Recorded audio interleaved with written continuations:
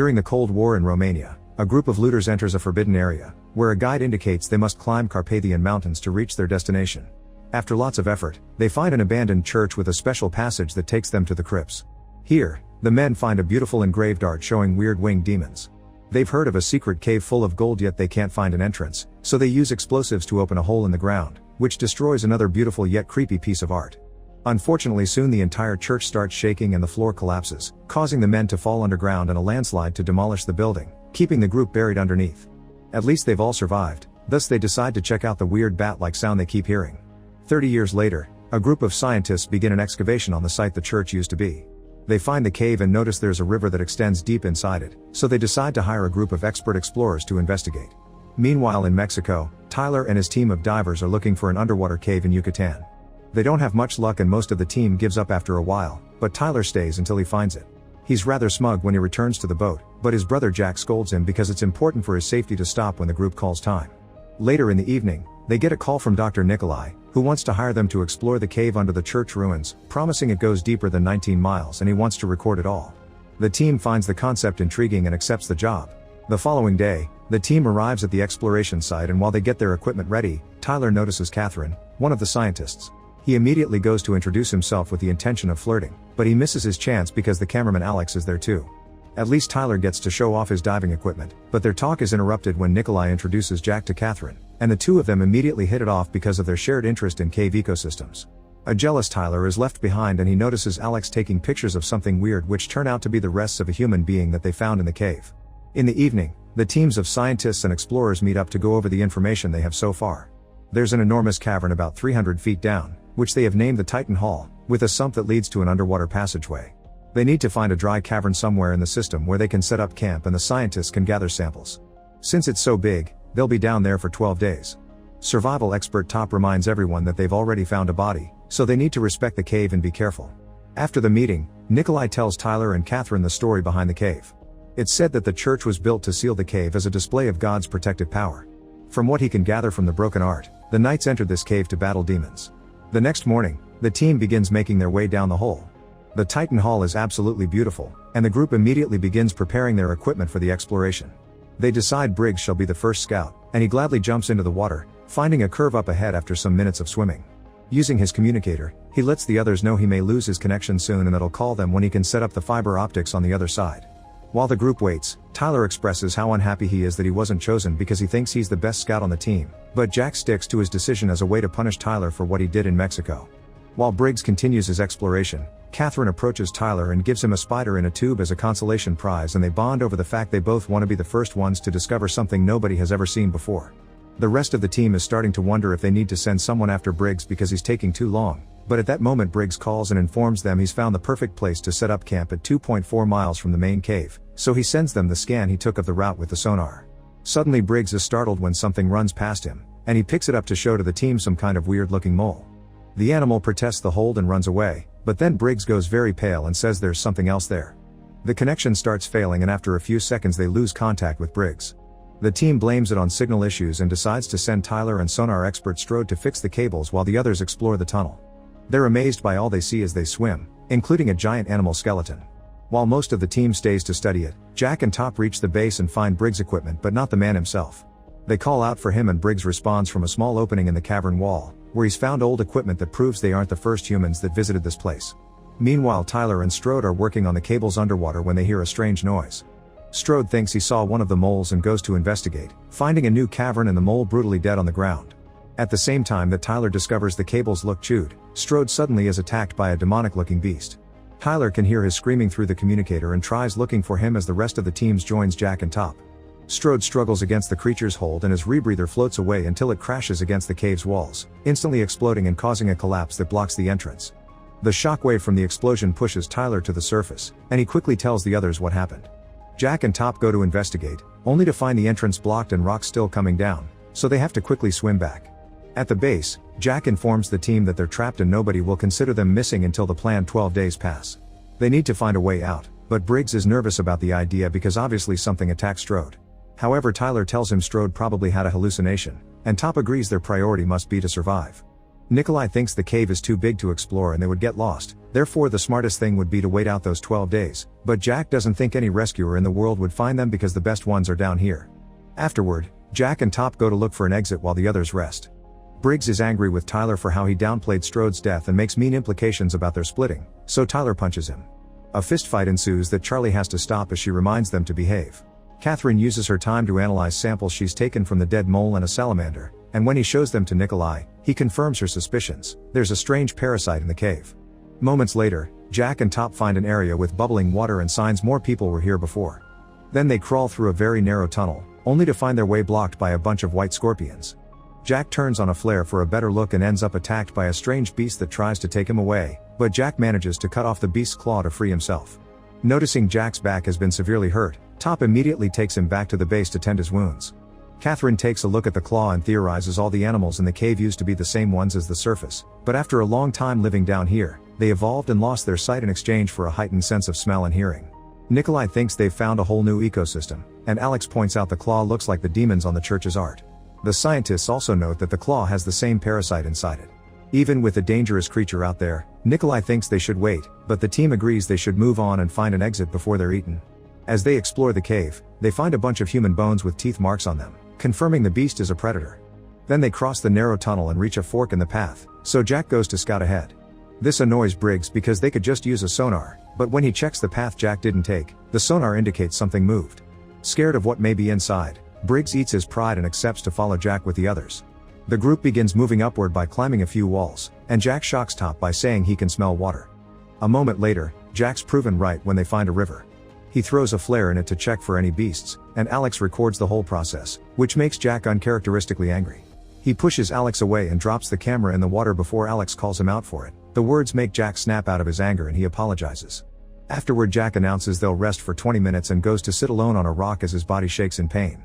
Top sees this from afar and tells Tyler the medicine isn't working. To Jack's sudden shock, he can hear what everyone is saying even if they aren't near him. At that moment, Tyler comes to check on his brother, but Jack swears he's fine and asks him to trust him. Once they're done resting, the group returns to the water while Jack continues to hide the pain he keeps feeling. There's a strong current here that keeps on pushing them, and the team worries the rapids could make them lost. An angry Jack argues this is the only available exit, so the team has no choice but to follow him, even when Alex points out that Jack has a death wish. As the rapids take the team away, Catherine gets stuck and Tyler can't help her because the current is in the way. The water pushes Tyler away from the group while Nikolai hangs onto a rock because he badly hurt his leg when the current pushed him against the cave wall. Eventually Tyler ends up falling down a waterfall, and Catherine soon follows him, explaining to Tyler that something had caught her back there. Then Charlie catches up to them and informs them there's something weird in the water. When Tyler checks, he discovers some weird eels with big teeth. He uses a flare to scare them away, and at that moment they are contacted by the other three guys, who also light a flare to mark their location. As Tyler and the girl swim towards the others, they hear Nikolai fall off the waterfall too. Jack decides to go looking for him, but at that moment they hear Nikolai screaming because something is attacking him. Catherine wants to help him, but Top reminds the group to stay in a circle for protection and wait patiently. Jack follows the trail of blood and discovers a huge horrific creature taking Nikolai away, so he follows them. When he resurfaces, he sees the creature taking a dead Nikolai through a very narrow passage and notices tattooed letters on the creature's hand, meaning this beast used to be human. Back to the group, Alex feels something moving in the water and starts kicking like crazy, which seems to be enough to scare whatever it was away. Jack shows up and tells them about what happened, causing Catherine to blame him for Nikolai's death because he never wanted to leave the camp. The group keeps on moving and they hear weird sounds that they identify as echolocation, proving the theory of the creatures being almost sightless. Eventually they find a current that seems to be the main water flow, which should get them outside, but they aren't sure if it's safe considering the creatures. Jack decides they should start climbing the walls and Charlie volunteers to go first, but Jack turns her down, saying he and Tyler have this. As they get the equipment ready, Catherine tells Tyler that Jack is too sick to lead, which is overheard by Jack. Charlie takes advantage of their being distracted to start climbing first, moving expertly quickly to reach an edge in a matter of minutes. At the top, Charlie can feel a draft, and the others get ready to follow her. However, when Charlie looks deeper inside, she finds a giant bat-like creature that roars at her. Charlie immediately backs away and slips off the edge, causing her to fall and be unconscious for a few seconds. Thankfully the rope holds her up, and when she wakes up, she discovers the beast is coming after her. The team begins working on getting her down, but they aren't fast enough, so Charlie begins swimming her rope as she uses her flamethrower to keep the beast at bay. Once she has enough momentum, Charlie cuts the rope and jumps on the adjacent wall, thinking she's finally safe. Unfortunately, the creature can fly and immediately jumps on her to start attacking her, thus Charlie tries to defend herself and uses her flamethrower to light the beast on fire. The creature falls dead, but sadly Charlie dies as well. After the team retrieves Charlie's body, they notice Jack is looking very different. His pupils are slated and his skin is pale. Catherine finally realizes the parasite entered Jack's body through his wounds and he's changing like the other animals and people that were here before. Tyler tries to defend his brother and his decisions, but Catherine, Alex, and Briggs decide not to listen to him anymore and take the main water flow they saw earlier. Then Jack, Tyler, and Top climb up the wall since the corridor is safe now that Charlie killed the creature. Soon they reach a steep frozen cliff, and Jack decides they need to go down. Tyler slips and barely manages to land on an edge, but his rebreather falls and hits Top, making him slide down and hurt his leg. The rebreather slides down as well and makes a hole in an ice wall, revealing another cavern. The trio investigates the area and finds lots of skeletons in medieval armor, confirming Nikolai's story. Deeper inside, Jack finds daylight under the gurgling water, meaning that's their way out. Suddenly Jack begins feeling sick again, but he ignores it and tells their friends to leave while he searches for the others. Tyler refuses to accept this plan because Jack is clearly sick, which makes Jack so angry he almost starts a fight. Top immediately stops him and convinces him that Tyler is the one that should look for the others. Meanwhile, Catherine and the others are getting ready to swim, but Briggs hears a creature approaching. He tells his friends to run away while he lights a flare, but the beast isn't scared and attacks him anyway. At the same time, Jack and Top are found by a creature too. They move out of the way before they can get hurt, but when the beast flies by it takes one of their rebreathers. Back to Tyler, he makes his way through the water while ignoring the eels, and when he resurfaces, he finds his team's equipment covered in blood. Then he hears screaming and follows it to find Briggs being taken away by the beast. Tyler crawls through the crevice to try to save him, but it's too late. The monster has impaled Briggs on the stalactites. Before dying, Briggs tells Tyler that Catherine is deeper in the tunnel and gives him his pickaxe.